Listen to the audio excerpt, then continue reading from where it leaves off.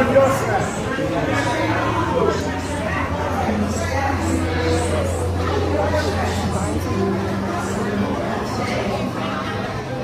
Corporations came forward and said, we're going to do diversity. We're going to do this because race needs to be dealt with. And for Donald Trump to be able to cancel a commitment they made is an outright affront to the black community, brown community, LGBTQ, and gay community and women that they committed to.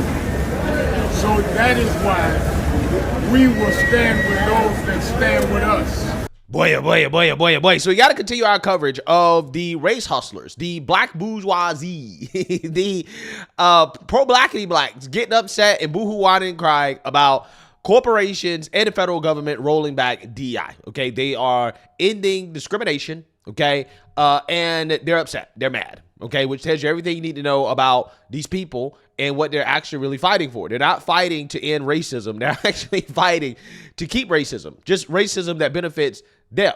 Now, a lot of these individuals are upset with companies like Target because they are rolling back their DEI program. Target is one of the companies that actually thought the DEI right.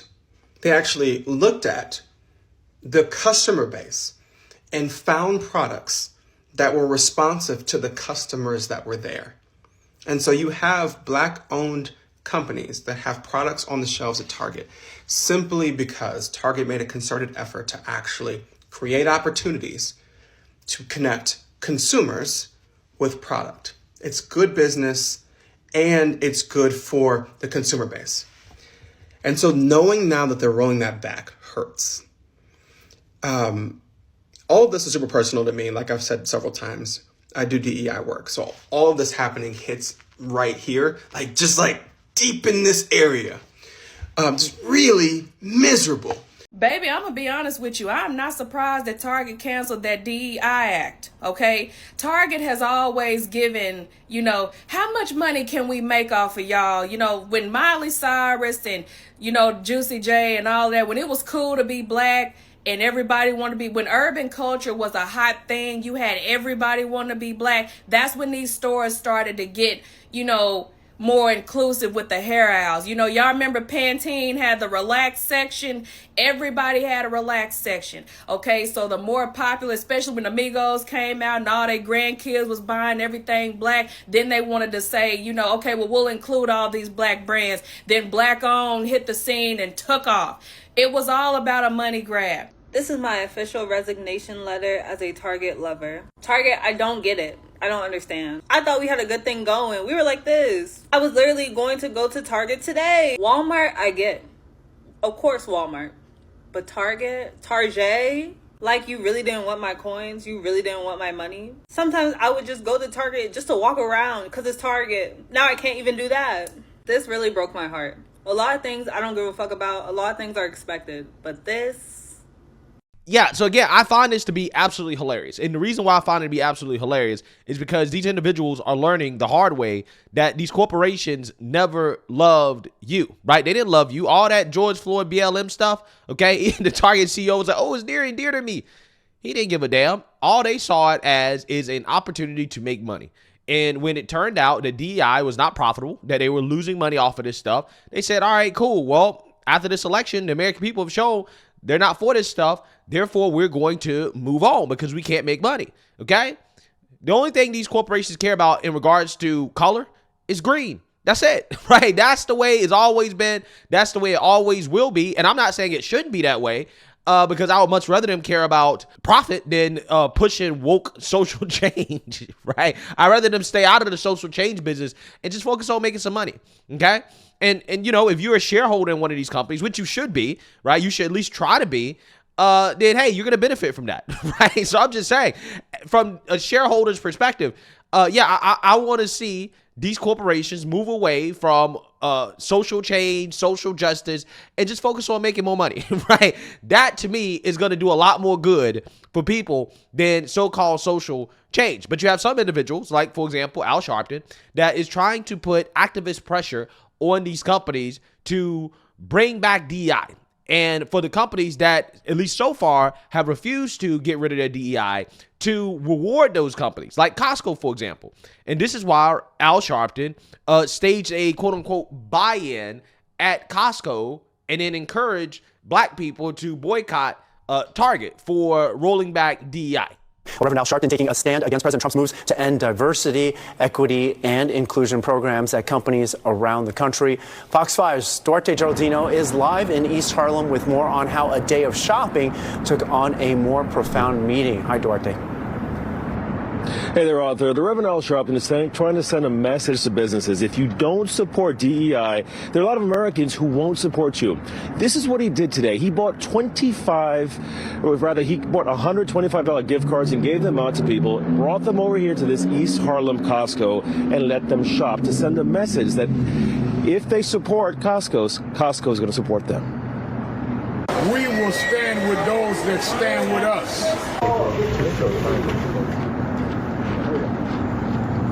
Now, Costco says it's sticking with its DEI programs, and Sharpton wants to encourage other businesses to do the same. President Trump ordered all federal DEI staff on paid leave and signed orders to dismantle DEI programs in both government and private businesses. Now, one of those orders requires the government to review DEI policies of public companies, but the National Action Network says it won't back down. They plan to boycott companies that get rid of their diversity, equity, and inclusion programs. For 90 days, we're going to research the company that we find that has made the most affront. We will call a boycott. But today, we are calling a buy-in. While Costco says it remains committed to DEI, many well-known companies are scaling back their programs, including Target, Meta, Amazon, McDonald's, Walmart, Lowe's, and Ford. Now, today it was about buying and supporting companies that support DEI, but the National Action Network says it will soon announce the names of companies that it plans to boycott. Arthur? Thank you very much, Duarte. Yeah, so you seen that, you heard that. Now, what I find to be absolutely hilarious about this buy-in from Al Sharpton is the fact that a lot of these people, these race hustlers, when people criticize DEI, they will essentially dismiss DEI as, well, it mostly benefited white women anyways, right? It mostly benefited white women. This is the type of stuff they'll say, that white women are the primary beneficiaries of affirmative action in DEI. This is what they say. But yet you have Al Sharpton conning his followers, because he thinks his followers are that stupid, into giving money to corporations for keeping a program that they say primarily benefits white women, right? Again, somebody make it make sense. You're giving your black dollars to corporations to keep a program that these same people say, well, it primarily benefits white women, right? They're the primary beneficiaries of affirmative action and DEI. I don't really get it, right, at all, okay? But hey, you know, this is what they're doing. This is what they're doing.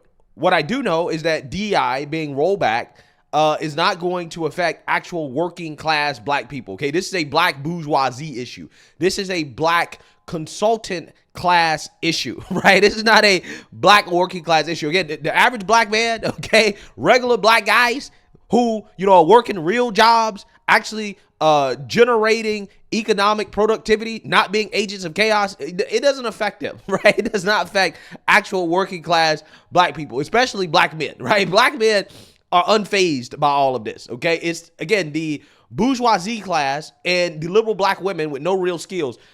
They're the ones that are really upset, right? And we can't forget to throw in the LGBTQ and all the other people that benefit as well too, because we know that these so-called diversity programs, they're really more about those people, okay? And they're definitely not designed to benefit black men, okay? Black men are not getting much at all out of this. It's really everybody else, okay? So I'm just saying, what we have here are people who are now panicking over the fact that Target is rolling back their DEI, okay? And this woman, Tabitha Brown, who is one of these, I guess, black celebrities, she's going to cry fake tears over the fact that Target is rolling back DEI, which could affect black businesses that Target promotes. So without further ado, let's get into this.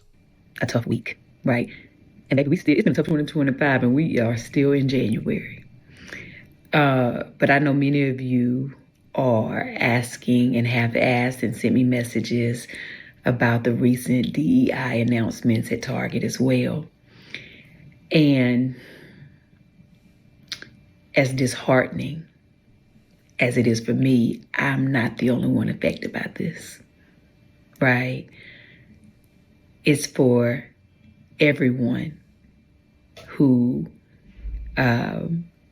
is a woman-owned business, minority-owned businesses, Black-owned businesses. It's for so many of us who work so very hard to be placed into retail, to finally be seen and approved for retail. Because contrary to whatever the world might tell you, it has been very hard for Black-owned businesses to hit shelves, right? Which is why it's such a big deal when we do finally land inside of retail. So it is definitely heartbreaking to feel unsupported, right? However, I am in business in multiple ways with Target, with Walmart, and Amazon, right? I sell Donna's Recipe, my hair care products, right, are on Amazon. They're also in Target. And of course, I have a huge partnership with Target. I sell my seasonings at Walmart. I do business all over, just like many other people. And what I can tell you is, if we all decide to boycott and be like, no, we're not spending no money at these organizations. Listen, I get it. And if that's how you feel, honey, I 1000% get it. But so many of us will be affected, and our sales will drop. Our business will be hurt. And if any of you know business, it doesn't just happen overnight where you can just go take all your stuff and pull it off the shelves. There's a process. And then you got to, like, where you going to put it? You got to have a place to store it. That's money, right? You got to have another place to sell it, which is almost impossible sometimes. And even if you sell online, it's a process when it comes to business. And everyone does not have the funds or the means or the availability, the space to house their own products, right? But the thing that concerns me the most, and I want you to hear me and hear me well, if we all decide to stop supporting said businesses and say, you know, I can't buy nothing from there, even the businesses who were affected by the DEI ban, right? What that does is you take all our sales and they dwindle down. And then those companies get to say, oh, your products are not performing. And they can remove them from the shelves. And yeah, so I want you guys to pay attention to what this woman is saying, right? Because she's saying the quiet part out loud, which is that rolling back DEI is not affecting her product. They're not taking, quote unquote, Black products off the shelves simply because they're removing DEI. That's not how the process works, okay? What she's saying is that, well, guys, I'm really upset that they're rolling back DEI, but you guys have to keep buying my product. Please don't boycott Target. Well, what does that mean? What that means is that as long as people are purchasing her product, the product is going to stay on the shelf, right? That's what it means. As long as Amazon or Target or Walmart, all companies that she claims she does business with, as long as the product is selling, as long as people are buying it, it's going to stay on the shelf.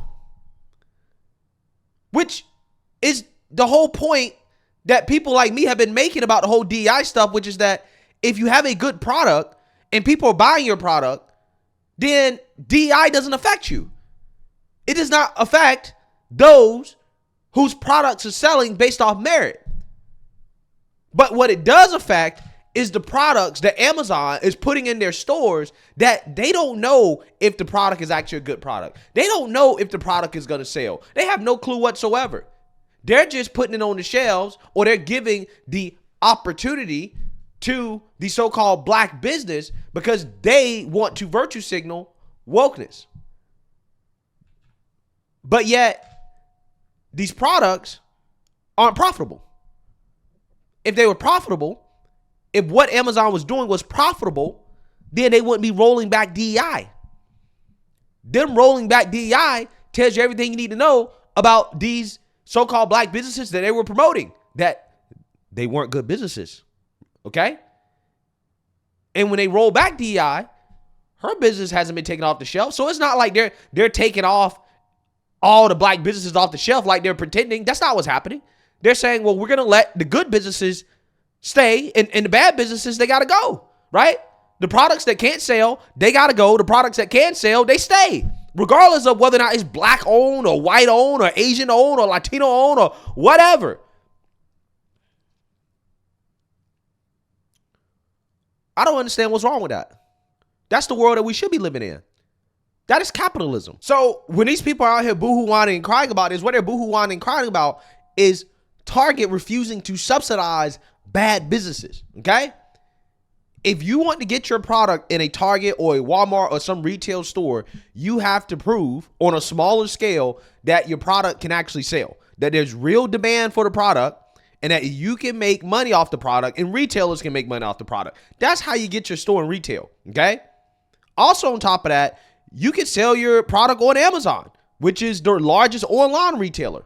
Not that hard as a so-called black-owned business if you know what you're doing. If you do some research, if you apply yourself, if you work smart, it's not that hard to get your product at least listed online on Amazon or Walmart or Target or whatever. It's not that hard. It's not that difficult. But that requires working smart. That requires understanding what you're doing. That requires financial discipline, right? Again, these are things that, you know, it seems as if some people, they don't want to go through. They don't want to take the time to actually put in the work to learn how this stuff works. They just want things handed out to them. They want Target to subsidize bad businesses. They want the government to subsidize unproductive workers. And that's just not how things should work. It's not efficient. So no, this was never a permanent thing. They were never going to keep doing this because it wasn't profitable. It was never profitable. If it was profitable, they would have done it a long time ago. You don't think these companies have explored this stuff? You don't think they thought about this years ago? They thought about this stuff years ago. But what a lot of these individuals got to understand is that black people are only 13% of the population, okay? This is the same argument I made about the black news networks that keep popping up. And every single last one of them fail. Right? The reason why they fail is because black people are only 13% of the population. When you lead with blackness, you are, by definition, limiting your potential audience, right?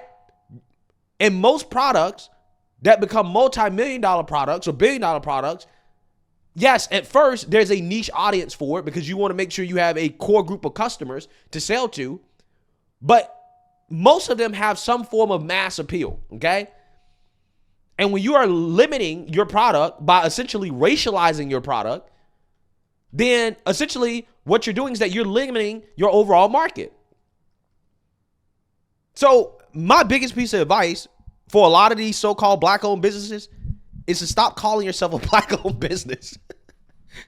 Especially if you believe that society's so racist. If you believe that society's so racist, why the hell do you keep leading with, oh, I'm a black-owned business, right? We're black. What the hell? If I really believed that society was so racist and everybody was out to get me, I would never lead with black-owned business, right? I would never tell anybody that the business is owned by a black person. I would just create a product that I believe has mass market appeal, and I would leave the skin color thing out of it, right? And as an investor, okay, somebody who has invested money in startups and companies and things like that. Yeah, if somebody comes to me, if a founder comes to me and the first thing they talk about is how it's a black-owned business, I'm not writing a check, right? I'm not writing a check, okay? I'm not going to.